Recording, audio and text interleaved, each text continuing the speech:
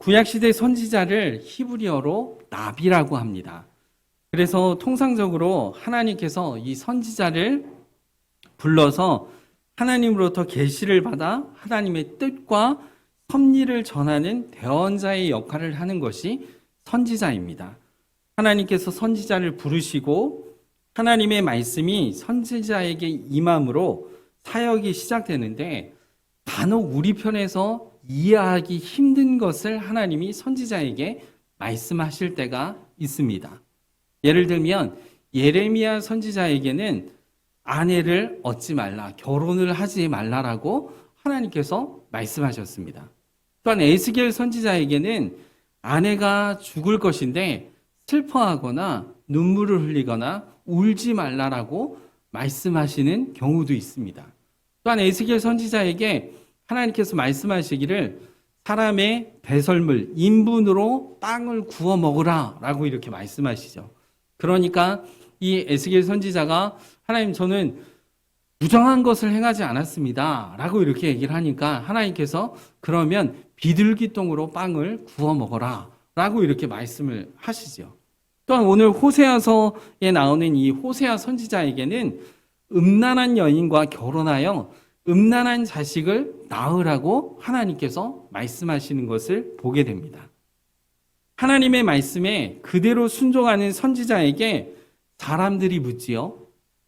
우리가 상식적으로 이해하기 어려운 행동을 하는 이유가 도대체 뭡니까? 라고 이렇게 물을 때 선지자가 그때 대답을 합니다.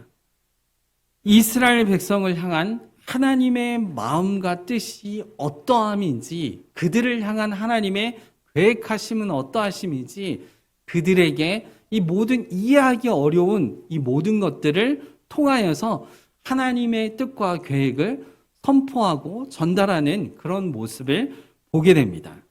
오늘 본문 말씀에 나오는 이 호세아서에 나오는 이 시대는 여로보암 2세 때입니다. 여러분, 여로보암 2세는 예후 왕조의 마지막 왕이죠. 예후 왕조의 마지막 왕인데요, 북이스라엘 땅에 있는 이야기입니다. 호세아 선지자는 북이스라엘에 활동했던 선지자입니다. 이스라엘 백성들이 애굽에서 430년간 종노릇하며 고통 가운데 있었죠. 그때 하나님께 부르짖었습니다. 하나님, 우리를 이곳에서 건져내 주십시오 라고 이렇게 하나님께 부르짖을 때에, 그때 하나님께서 이스라엘 백성들에게 말씀을 하셨을까요?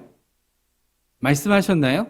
성경에 보니까 그의 부르짖음을 들으셨더라 라고 이렇게 말씀하고 있어요. 근데 그때 이스라엘 백성들이 하나님을 부를 때 어떤 하나님을 불렀냐면, 아브라함이 하나님, 이삭이 하나님, 야곱이 하나님, 우리를 여기에서 건져내 주십시오, 그렇게 이스라엘 백성들이 간구했습니다. 그래서 하나님께서 모세라고 하는 사람을 통하여서 그들을 건져내죠. 애굽에서 건져냅니다. 그리고 가나안 땅으로 갈 것을 하나님께서 말씀하시죠. 여러분, 이것은 이미 아브라함을 통하여서, 아브라함이 창세기 15장에 보면 헤브론에서 아브라함과 하나님의 언약을 맺으십니다. 짐승들을 반으로 쪼개놓고 언약을 맺으시는데, 그때 하나님께서 아브라함에게 뭐라 그러시냐면요, 너의 후손이 4대 만에 이 땅으로 오게 될 텐데 이방 땅에서 종노릇하고 400년간 종노릇하고 4대 만에 이 땅으로 돌아올 것이라고 하나님 말씀하시죠. 그 언약이 그대로 성취되어서 이스라엘 백성들을 모세를 통하여서 출애굽시킵니다. 그리고 하나님이 약속하셨고 언약하셨던 그 가나안 땅으로 인도해 가시죠. 그런데 그 가나안 땅으로 인도해 가실 때 해변길, 그러니까 블레셋 해변길로 가면 일주일이면 충분히 갑니다. 그런데 그쪽으로 인도하시지 않으셨어요. 킹즈웨이라고 하는 왕의 대로가 있습니다. 그래서 애굽에서부터 왕의 대로를 타고 엘랏까지 가서 엘랏에 쭉 올라가면 금방 가나안 땅에 갈 수 있어요. 근데 하나님께서 그 땅으로 인도하시지 않으셨습니다. 하나님이 인도하신 곳은 시내산이었어요. 광야, 아무것도 없는 허와 벌판, 민둥산, 바위산, 이 시내산으로 하나님께서 이스라엘 백성들을 이끌어 가셨습니다. 왜 그랬을까요? 하나님 거기에서 중요한 걸 해가십니다. 무엇을 행하시냐면 시내산에 2달 만에 도착했을 때 하나님께서 이스라엘 백성들에게 언약을 맺으십니다. 사랑하는 성도 여러분, 성경에 보면 언약이 상당히 많이 나오는데 하나님께서 시내산 언약을 맺으시는데 그때 시내산에 모세를 부르게 되죠. 그리고 내가 이스라엘 백성 너희들과 함께 언약을 맺을 것이니까 너희는 그것을 준비하라고 말씀하십니다. 그리고 하나님은 언약을 맺으시는데 어떤 언약을 맺으시냐면 12단을 쌓습니다. 12지파에 12단을 쌓고 제단을 쌓고 거기에서 양과 소를 잡아서 그 피를 반으로 나눠요. 한 곳에 양푼에 담고 또 한 곳에 양푼에 담아서 그 피를 반은 제단에 뿌립니다. 그리고 나머지 반은 이스라엘 백성들을 향하여서 피를 뿌리게 됩니다. 여러분, 이것은 하나님과 이스라엘 백성들과 맺은 피 언약이에요. 거기에서 하나님께서 뭐라고 말씀하시냐면요. 나는 너희의 하나님이 되려고 너희는 내가 너희의 하나님이 되려고 너희를 애굽 땅에서 인도한 너희의 하나님이다 라고 하나님께서 언약을 맺으십니다. 그러니까 이 언약은 하나님과 이스라엘 백성과 피 언약을 맺어서 너희와 나의 관계는 이제는 나는 너희의 하나님이 되고 너희는 나의 백성이 될 것이다. 하나님께서 언약을 맺으시는 거예요. 사랑하는 성도 여러분, 그리고 난 다음에 하나님께서 어떻게 하십니까? 성막을 만들 것을 말씀하시죠. 그리고 그 성막 가운데 하나님이 임재하시는 거예요.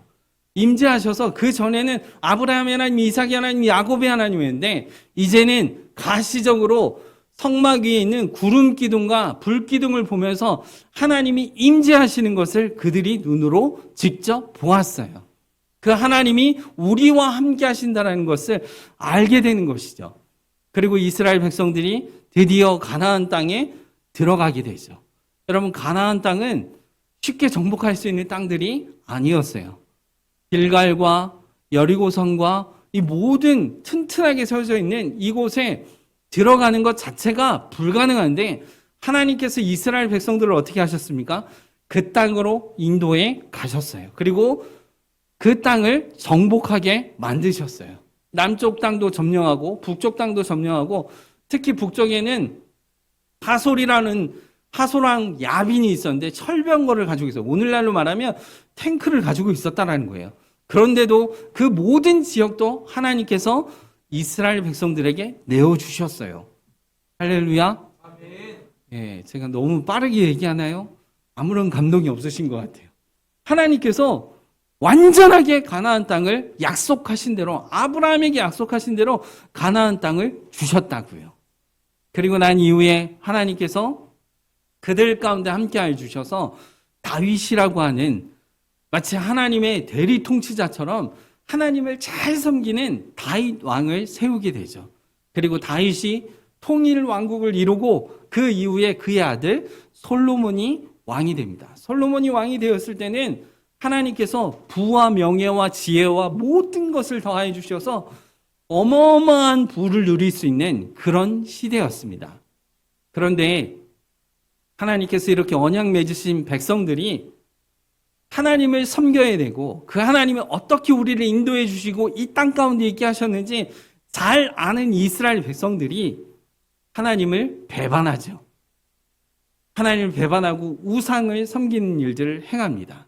솔로몬이 말년에 어떻게 행합니까? 우상 섬기는 일들을 내어줬어요. 산당을 세우게 됩니다. 산당을 세우고 하나님 아닌 우상을 섬기는 일들을 하게 되죠. 결국 나라가 어떻게 됩니까? 두 개로 나뉘어져요. 남유다와 북이스라엘로.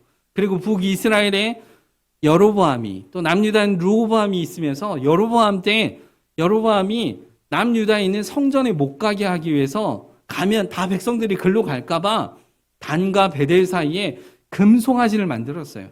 만들면 안 되는 것인데 금송아지를 만들어서 이게 우리를 인도해낸 하나님이다라고 하면서 금송아지에게 숭배하게끔 하는 죄를 범하게 되죠. 그 이후에 여로보암이 22년간 통치하고 그의 아들 나답이 2년을 통치했는데 그 이후에 쿠데타가 일어나죠. 바하사라고 하는 사람이 쿠데타를 일으켜서 24년간 다스립니다. 그리고 그의 아들 엘라가 2년을 다스리게 되고 시므리가 군대 장관이었던 시므리가 또 반란을 일으켜서 바하사를 죽이고 왕위에 오릅니다. 그런데 똑같이 군대 장관이었던 오므리가 시므리를 어떻게 합니까? 죽이고 또다시 왕이 됩니다. 그래서 시므리는 7일만 왕이 되죠. 왕궁이 불살라서 죽게 됩니다. 그리고 오므리가 12년을 통치하고 그의 아들 아합이 22년간 통치합니다. 이때 정략 결혼으로 아합과 이세벨이 함께 결혼하면서 바알과 아세라를 섬기는 제사장 850명이 북이스라엘 땅에 들어와서 녹을 먹고 살았던 것을 보게 되죠. 완전히 하나님을 저버리는, 하나님을 섬기는 일이 사라지게끔 하는 그 일들을 행했습니다. 그리고 아합이 죽은 이후에 그의 아들 요람이 2년 동안 통치하게 되는데 하나님께서 예후라고 하는 사람을 통하여서 아합 가문의 모든 것을 다 시게 만드는 것을 보게 되죠. 그리고 예후가 이세벨을 처단하고 아합의 모든 자손들을 다 제거하고 28년간 왕위에 오르게 됩니다. 그리고 그 이후에 그의 아들 여호아스가 17년, 또 그의 아들 요아스가 16년을 통치하고, 그리고 그의 아들이었던 여로보암 2세가 41년간 북이스라엘의 왕으로 통치하게 됩니다.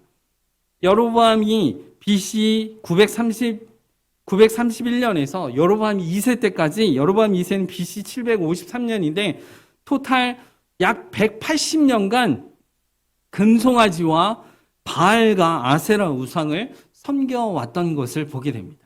이러한 시기에 여로보암 2세 때에 우상 숭배가 하늘을 찌르는 여로보암 2세 때 북이스라엘의 왕국은 가장 큰 번영을 이루었습니다. 마치 제2의 솔로몬 시대라고 해서 경제적으로 넘쳐나는 부와 흥ang을 누리는 그런 시대에 살고 있었다는 것입니다. 가장 악랄하게 하나님을 반역하고 떠난 여로보암 2세 때에 하나님께서 이상하게 경제적인 부흥을 주셨다면, 그럴 때 양심이 있다면 얼른 눈치를 채고 회개하고 엎드려야 되는데, 그렇지 않고 도리어 악에 악을 더하여 교만을 채우고 악독한 짓을 하여 하나님의 마음을 아프게 했던 때가 여로보암 2세 때입니다. 이때 부름받은 선지자가 누구입니까? 오늘 본문 말씀에 나오는 호세아 선지자입니다. 하나님께서 호세아 선지자를 세우시는 거예요. 그리고 하나님이 호세아를 부르십니다. 호세아야 라고 부르시죠. 그리고 하나님께서 호세아를 부르신 다음에 말씀하시는 게 뜬금없이 너 장가가라 라고 이렇게 말씀하시는 거예요. 장가가라고요? 그리고 또 주선도 해주십니다. 하나님이 친히 주선을 해주세요. 웬 여자를 중신까지 해주시는데 그 여인의 이름은 고멜 누님이었어요. 고멜이라는 사람이었습니다. 이 고멜의 뜻은 완성이라는 뜻이에요. 어떻게 보면 부패의 완성이죠. 이 고멜 누님은 행실이 형편없고 동네 북 같은 그런 누님이었어요. 그래서 아주 행실이 안 좋은 여인이죠. 그런데 하나님께서 이 호사에게 어떻게 합니까? 이 여인과 결혼하라 그래요. 그리고 음란한 자식을 낳으라고 하나님께서 말씀하시는 것을 보게 됩니다. 여러분, 이 호세아 선지자는 하나님의 말씀에 순종하여 고멜과 함께 결혼하게 됩니다. 여러분 생각해 보세요. 얼마나 안 어울리는 커플이에요. 한 명은 선지자, 한 명은 아주 그냥 그 육체파 남자들과 흥건지 즐기는 아주 그런 여인. 근데 이 사람들이 결혼해서 부부가 됐어요. 얼마나 잘 안 어울리는 커플이겠습니까? 그런데 아니나 다를까 날마다 육체파 남자들과 놀던 이 고멜이라고 하는 이 여인이 하루 종일 묵상하는 이 호세아를 보면서 얼마나 짜증났겠어요. 그죠? 재미가 없잖아요. 아무 흥미가 없잖아요. 그래서 결혼한 지 얼마 안 돼서 이 고멜 여인이 사라졌어요. 집을 나가버렸습니다. 집을 나가버리고 몇 달 만에 돌아왔는데 남의 자식을 베고 돌아왔어요. 여러분, 이 정도 되면 호세아 선지자 같으면 난 당신하고 못 살겠다고 이렇게 해야 되는데 하나님께서 음란한 자식을 낳으라고 말씀하셨기 때문에 이 호세아 선지자는 그냥 그대로 받아들입니다. 그러면 정신을 차려야 되는데 이 고멜 여인이 또 어떻게 합니까? 또 나가는 거예요.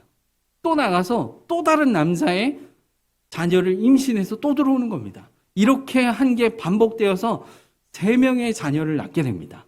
이름도 하나님께서 아예 지어주세요. 국률이 여기지 않겠다.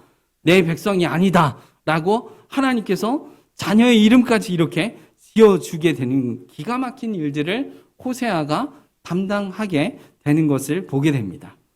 3번이나 그렇게 했건만 이 여인은, 고멜 여인은 더 의기양양해서 어느 날 아예 집을 나가버렸어요. 아예 집을 나가버리고 배신의 세월을 안고 있는 이 호세아는 상처와 아픔 가운데 배신의 세월을 가슴에 안고 이제 잊을 만한 때가 되었을 때 하나님께서 또 호세아를 부르는 겁니다. 호세아야. 여러분, 이제 하나님께서 부르시면 긴장하죠. 또 뭘 말씀하실까 봐. 그런데 호세아야 하면서 호세아를 부르십니다. 그리고 그 호세아에게 하나님께서 말씀하시는 거예요. 뭐라고 말씀하십니까? 내 아내 고멜 기억하느냐? 내 아내 고멜가 지금 인신매매장에 시장에 팔려나가고 있다라고 하니까 그를 가서 데리고 와라 라고 이렇게 말씀하시는 거예요. 여러분, 이 호세아는 마음이 아팠겠죠. 남자들이 마음껏 갖고 놀다가 그만 고대 신전의 공식 창녀촌에 창녀로 팔아버린 것인데 팔리기 전에 가서 그를 데려오라는 거예요. 늙고 병들고 다 찢긴 몸이 되어 있는 그 고멜 여인을 은 15개와 보리 한 호멜 반, 쉽게 말하면 아주 얼마 안 되는 값에 그 여인을 사가지고 오라는 거예요. 그러면 이 호세아 선지자 어떻겠습니까? 하나님의 말씀에 순종하고 또 가는 거예요. 가니까 이 고멜도 양심이 있잖아요. 근데 오히려 악을 쓰는 거죠. 이 등신 같은 사람아 왜 여기 왔냐고. 그러면서 악다구니를 쓰면서 온갖 욕설을 퍼붓는 이런 여인에게 호세아는 묵묵히 아무 말 하지 않고 돈을 주고 사오는 겁니다. 주변에 있는 수많은 사람들이 어우 저 바보 그렇게 당했으면 그런데도 또 오냐 그러면서 비아냥거리고 막 이렇게 행하는 그런 모습을 보게 되죠. 비참한 여인을 그대로 데려오라고 하나님께서 말씀하시는 거죠. 여러분, 그래서 호세아가 데리고 옵니다. 그래서 데리고 와서 하나님께서 호세아에게 일단은 데려와서 편히 쉬게 하고 밥을 많이 먹이게 하고 편안하게 하고 잠들게 하고 편히 잠들게 해라 라고 이렇게 말씀하시는 거예요. 그리고 잠이 들면 이불을 발끝에서 머리끝까지 덮어라. 그리고 그 재수 없는 그 여인의 머리에 깔고 앉아가지고 발버둥 칠 때까지 발버둥이 이제 없을 때까지 그냥 깔고 앉아서 그냥 숨 죽이게끔 그렇게 한 다음에 숨이 멈추면 이불에 똘똘똘 말아가지고 가장 더러운 곳에 토각장에 거기 가서 불태워서 그냥 없애버려라. 하나님 이렇게 말씀하셨으면 우리의 정서에 딱 맞아가지고 성경에 있는데 아무 어려움이 없었을 거예요. 근데 하나님이 그렇게 말씀하시지 아니하시고 뭐라고 말씀하십니까? 그 여인을 데리고 와서 고백하라고 그래요. 뭐라고 고백하라고 합니까? 여보, 나는 당신을 사랑하오. 여보, 당신은 여전히 나의 아내요. 이렇게 고백하라고 하나님께서 말씀하시는 거예요. 여러분, 이 호세아의 심정에 아무리 호세아도 인간이지만 선지자지만 인간으로서 여러분 이게 쉽겠습니까? 쉽지 않겠습니까? 쉽지 않겠죠. 그런데 하나님 명령의 말씀에서 가서 그대로 고백하는 겁니다. 여보, 나는 당신을 사랑하오. 당신은 여전히 나의 아내요. 이렇게 고백하는 겁니다.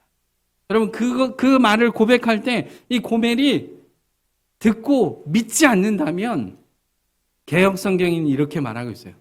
그를 거친 들로 데려가서 계유하여 그에게 말하라. 이렇게 말하고 있어요. 이 말은 그가 믿지 않더글랑 믿을 때까지 고백해라. 믿을 때까지 그에게 여보, 당신은 나의 사랑하는 아내요.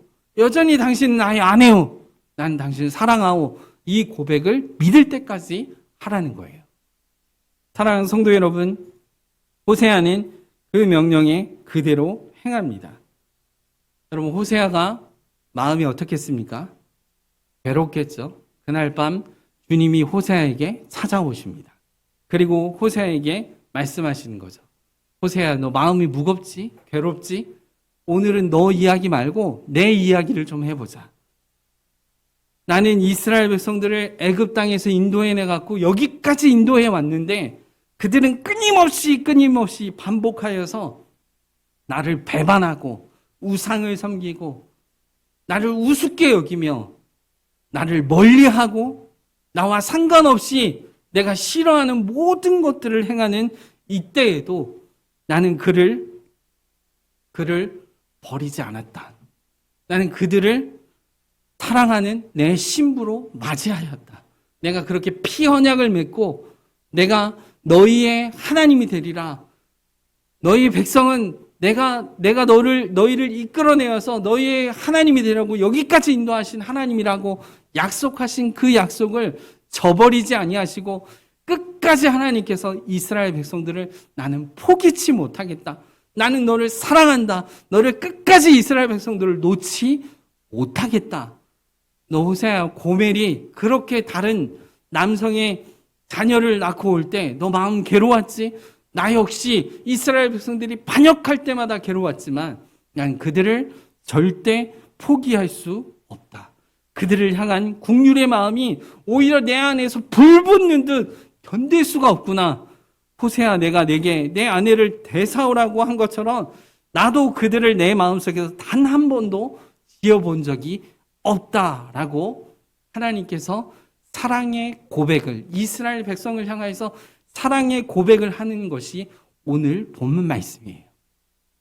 사랑하는 성도 여러분, 하나님의 사랑의 최고의 결정에 이르는 그 사랑의 고백이 오늘 본문 말씀인 호세아 11장 말씀의 내용입니다. 오늘 11장 호세아서의 내용을 잘 정리한 본문으로 결국 호세아서 전체를 잘 정리한 본문이 오늘 11장인데 사람들의 조건적인 사랑이 아닌 역사의 힘이 있는 사랑으로 하나님의 사랑이 승리하고 만다라는 것이 오늘 본문 말씀의 주제입니다. 오늘 1절부터 7절까지는 이스라엘 백성이 하나님을 향해 어떠했는지 잘 나타내고 있습니다. 8절부터 11절까지는 이스라엘 백성을 향한 불붙는 하나님의 사랑을 드러내고 나타내고 있는 것을 보게 돼요. 사랑하는 성도 여러분, 1절을 볼까요? 1절에 보면 이렇게 말하고 있죠. 이스라엘이 어렸을 때에 내가 사랑하여 내 아들을 애굽에서 불러내었거늘, 이렇게 말씀하고 있어요. 430년간 종노릇하는 애굽에서 종노릇하던 이스라엘 백성들이 이끌어내어 시내산에서 나는 너희 하나님 되고 너희는 나의 백성이 되려고 너희를 애굽 땅에서 인도한 하나님이라고 말씀하시면서 피로써 언약을 맺었는데, 그래서 이스라엘 백성은 하나님의 백성이 되었는데 하나님의 은혜 가운데 가나안 땅에 들어갔는데 이들은 하나님의 언약을 저버리고 우상에게 마음을 쏟고 하나님의 선지자들을 보냈는데도 불구하고 그들은 하나님을 저버렸습니다. 오늘 2절 말씀에 보면 이렇게 말하고 있죠.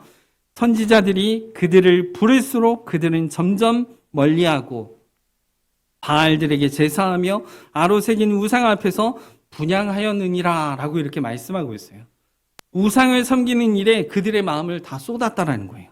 이처럼 이스라엘의 배반에도 불구하고 하나님은 그들을 보호하셨다라고 말씀하고 있어요. 3절과 4절 말씀에 보면 그러나 내가 에브라임에게 걸음을 가르치고 내 팔로 안았음에도 내가 그들을 고치는 줄을 그들은 알지 못하였다라고 이렇게 말씀하고 있습니다. 또한 4절에 내가 사람의 줄 곧 사랑의 줄로 그들을 이끌었고 그들에게 대하여 그 목에서 멍에를 벗기는 자같이 되었으며 그들 앞에 먹을 것을 두었노라 라고 이렇게 말씀하고 있어요. 그런데 끝끝내 이스라엘 백성들은 어떻게 합니까? 하나님의 말씀을 듣지 않는 거죠. 끝끝내 그들은 하나님을 저버렸습니다. 그래서 7절 말씀에 하나님 뭐라고 말씀하고 있습니까? 내 백성이 끝끝내 내게서 물러가나니 비록 그들을 불러 위에 계신 이에게로 돌아오라 할지라도 일어나는 자가 하나도 없다라고 이렇게 말씀하고 있는 것을 보게 돼요. 그렇다면 이쯤 되면 그냥 포기하고 끝내야 되는데 하나님은 끝내시지 못하시는 겁니다. 하나님의 본심, 하나님이 이스라엘 백성들을 향한 그 사랑이 잘 나타난 말씀이 오늘 8절 말씀이에요. 우리 8절 말씀을 함께 읽어볼까요? 8절 함께 읽겠습니다. 시작. 에브라임이여 내가 어찌 너를 놓겠느냐, 이스라엘이여 내가 어찌 너를 버리겠느냐, 내가 어찌 너를 아드마같이 놓겠느냐, 어찌 너를 스보임같이 두겠느냐. 내 마음이 내 속에서 돌이키어 나의 국률이 온전히 불붙는 듯 하도다. 여기 아드마와 스보임은 소돔과 고모라와 같이 함께 불타 망해버린 도시를 말하고 있어요. 여러분, 내가 어찌 너희를 아드마처럼 버리고 스보임같이 되게 하겠느냐. 나는 그들을 포기할 수 없다. 그들은 나를 잊어도 나는 그들을 잊은 적이 없다. 호세아, 너 기억하라. 나는 반드시 그들을 되찾을 것이다.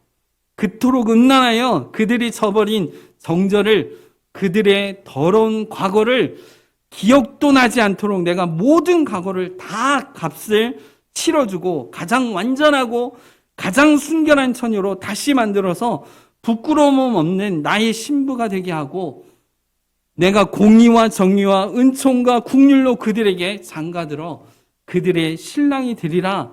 주님의 이 고백이 호세아의 가슴에 그대로 부어지는 것입니다.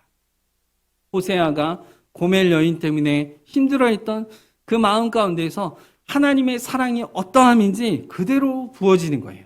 그래서 호세아가 이스라엘을 향하여 외치는 것입니다. 오늘 호세아서 1장 6장 1절에서 3절 말씀에 호세아가 미친 듯이 이스라엘 백성들을 향하여서 하나님의 본심의 사랑을 알고 난 이후에 미친 듯이 외치는 겁니다. 오늘 호세아서 6장 1절에서 3절 우리 함께 읽어볼까요? 시작. 오라 우리가 여호와께로 돌아가자. 여호와께서 우리를 찢으셨으나 도로 낫게 하실 것이요 우리를 치셨으나 싸매어 주실 것임이라. 여호와께서 이틀 후에 우리를 살리시며 셋째 날에 우리를 일으키시리니 우리가 그의 앞에 서리라. 그러므로 우리가 여호와를 알자. 힘써 여호와를 알자. 그의 나타나심은 새벽빛같이 어김이 없나니 비와 같이 땅을 적시는 늦은 비와 같이 우리에게 임하시리라 하니라. 아멘. 호세아는 자신이 한평생 미쳐서 외칠 메시지를 가진 사람이 되었습니다. 하나님이 이렇게 당신의 종들을 보내어 줄곧 당신 자신의 마음을 계시하셨어요.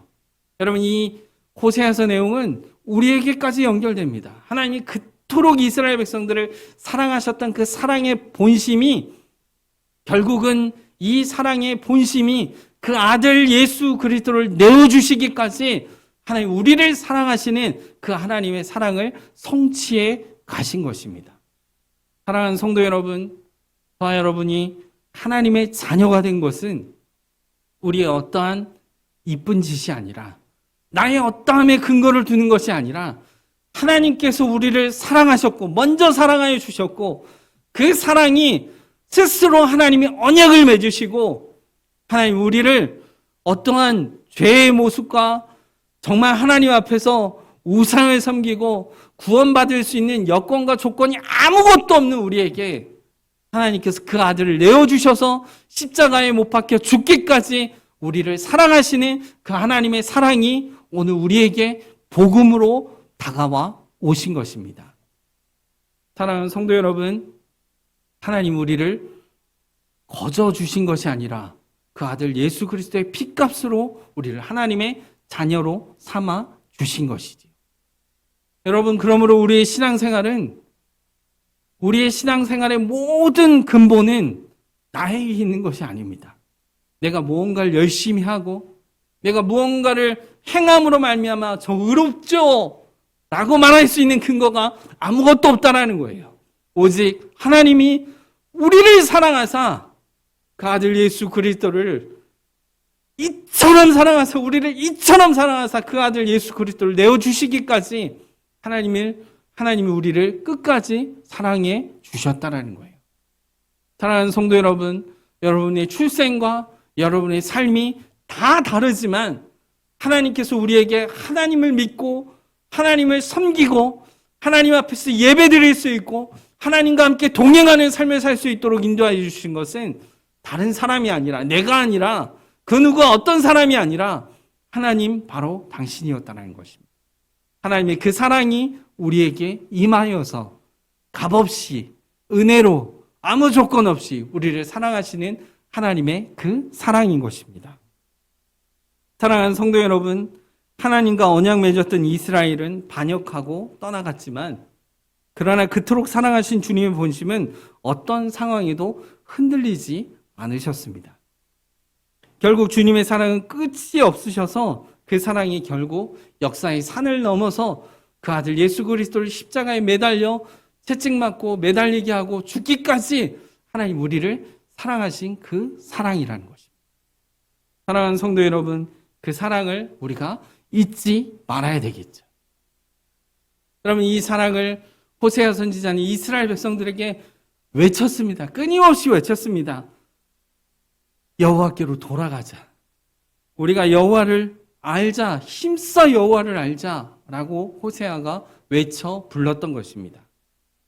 사랑하는 성도 여러분, 오늘날 우리에게 이 말씀이 호세아가 외치는 여호와께로 돌아가자, 우리가 여호와를 알자, 힘써 여호와를 알자, 이 의미가 우리에겐 어떻게 다가오겠습니까? 갈라디아서 2장 20절 말씀이 있는 것처럼 내가 그리스도와 함께 죽고 다시 예수 생명으로 산 자에게 여호와께서 돌아가자, 여호와께 돌아가자라는 말씀의 의미는 무엇일까요? 저는 이미 예수 그리스도를 믿었어요. 근데 이 호세아서에 나오는 여호와께로 돌아가자 했을 때 그 의미가 무엇이냐라고 이렇게 말할 때 여러분 그 의미가 무엇일까요? 행실을 똑바로 하자, 우리의 신앙생활에 뭔가를 좀 더 하자, 여러분 그런 의미로 여호와께 돌아가자라고 하는 것일까요? 아닙니다. 여러분 여기에서 말하는 여호와께 돌아가자라는 것은 돌이키는 거예요. 무엇으로부터 돌이키는 걸까요? 제가 가끔 거짓말하는 거, 가끔 뭐 좋지 않은 마음을 갖는 거, 예배에 빠지는 거, 기도 안 하는 거, 음주와 뭐 이 모든 행하는 거, 이런 것으로부터 돌이키자, 이런 걸까요? 그런 게 아닙니다. 그런 것이 아니라 자기 의에서부터 돌이키라는 거예요. 여러분, 사람이 가장 잘 변하지 않는 게 뭐냐면 자기 의입니다. 자기 의. 쉽게 말하면 이 용어를 우리가 이해하기에 편한 말로 바꾸면 교만이죠. 교만. 내 스스로 무엇인가 할 수 있다고 생각하는 자체가 교만인 거예요. 내 스스로 무엇인가를 행할 수 있다라고 생각하고 그대로 삶을 사는 것은 교만인 거죠. 자기의입니다. 저는 40살에 담임 목사가 되었습니다. 청빙을 받아서 갔어요. 제가 동기들 중에서는 담임 목사가 제일 먼저 된 것 같아요. 다른 동기들을 다 부목사 할 때 전 담임 목사인 거죠. 여러분 제가 제 마음이 얼마나 뿌듯했겠습니까? 뿌듯했어요. 그리고 제가 얼마나 좋았겠습니까? 청빙을 받아서 가서 담임 목사가 40살이 됐으니까요. 여러분 가가지고 제가 어떤 일을 했을까요? 제가 간 교회는 제가 갔을 때 56년 된 교회였습니다. 그런데 제가 담임 목사를 갔는데 몇 번째 목사인지 모를 정도로 수없이 목사들이 많이 바뀐 교회예요. 역사와 전통이 있는 교회입니다. 제가 갔을 때도 그 전에 목사님은 법적 문제까지 갔던 분이었어요. 여러분 정말 막 날이 서 있는 그런 교회였어요. 근데 제가 거기에 갔어요. 가서 여러분 제가 어떻게 했을까요? 장로님들은 저희 아버지 뻘 됩니다. 네. 제가 아들 뻘 되니까 얼마나 제가 장로님들이 목사의 이 심리를 얼마나 잘 알겠어요. 수도 없이 목사가 바뀌었으니까요. 근데 여러분 제가 제 페이스대로 계속 가서